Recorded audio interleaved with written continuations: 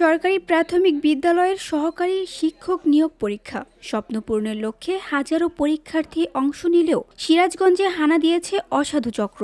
শুক্রবার পরীক্ষা শুরু হওয়ার আগে সিরাজগঞ্জ সরকারি কলেজ কেন্দ্র থেকে ডিজিটাল ডিভাইস সহ হাতে নাতে ধরা পড়েন এক পরীক্ষার্থী। পরে মুচলেকা নিয়ে তাকে বহিষ্কার করা হয়।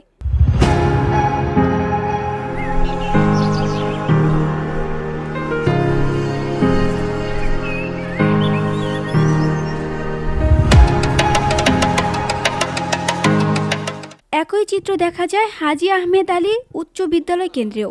সেখানেও একজনকে বহিষ্কার করে কর্তৃপক্ষ। তবে সবচেয়ে চাঞ্চল্যকর ঘটনা ঘটে রাশেদাত জোহা মহিলা কলেজে। 202 নম্বর কক্ষে ডিভাইস নিয়ে দীর্ঘ 90 মিনিট পরীক্ষা দেওয়ার পর ধরা পড়েন মোহাম্মদ শিহাব রেজা নামের এক পরীক্ষার্থী। জালিয়াতির প্রমাণ মেলায় তাকে তাৎক্ষণিক গ্রেফতার করে পুলিশ। প্রাথমিক জিজ্ঞাসাবাদে নিজের অপরাধ স্বীকার করেছেন তিনি।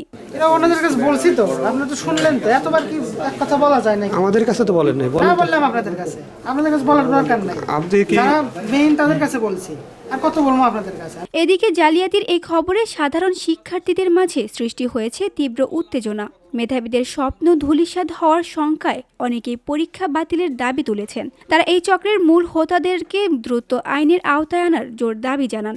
আমাদের দাবি হইল যে এই যে প্রাইমারি নিয়োগ পরীক্ষাটা হইলো এটা যেন বাতিল করে দেওয়া হয়। কর্তব্যরত শিক্ষক সহকারী অধ্যাপক এহসান কবির বলেন, আমরা পরীক্ষা চলাকালীন বিশেষ নজরদারি রাখছিলাম। দীর্ঘ সময় পরীক্ষা দেওয়ার পর সন্দেহ হওয়ায় আমরা তল্লাশি চালাই এবং তার কাছে ডিজিটাল ডিভাইস পাওয়া যায়। সরকার কর্তৃপক্ষ তাকে যথাযথভাবেই ট্র্যাক করেছে এবং তার কাছে ইতোমধ্যে একটি কানে হেডফোনের মতো ছোট একটি ডিভাইস পাওয়া গিয়েছে এবং তার দেখা গেছে যে শরীরের আরও হচ্ছে অত্যন্ত গোপন জায়গায় আরেকটি হচ্ছে আপনার ডিভাইস সংযুক্ত করা ছিল, একটি মোবাইলও ছিল।